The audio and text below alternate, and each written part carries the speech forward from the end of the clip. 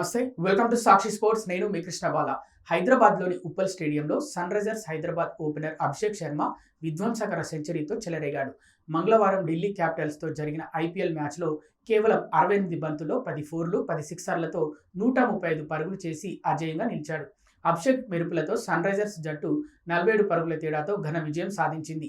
ఈ మ్యాచ్లో టాస్ ఓడి బ్యాటింగ్కు దిగిన సన్ రైజర్స్ అభిషేక్ శర్మ విశ్వరూపంతో నిర్ణీత 20 ఓవర్లలో 2 వికెట్ల నష్టానికి 242 పరుగుల భారీ స్కోరును నమోదు చేసింది.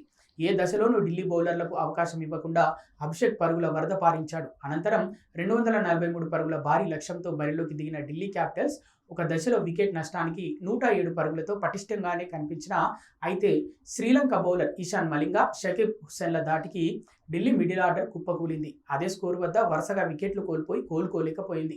చివరికి అక్షర్ పటేల్ సారథ్యంలోని ఢిల్లీ 9 వికెట్ల నష్టానికి 195 పరుగులు మాత్రమే చేసి ఓటమి పాలైంది.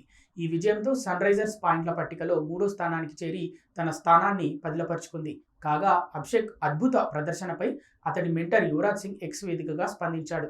అభిషేక్ ఆటపై ప్రశంసలు కురిపించాడు. నీ బ్యాటే మాట్లాడాలి, ప్రతిరోజు మెరుగవుతున్నావు, బాగా ఆడావు అభిషేక్, నీ ఆటను ఇలాగే కొనసాగించు అని యువి ప్రశంసించాడు.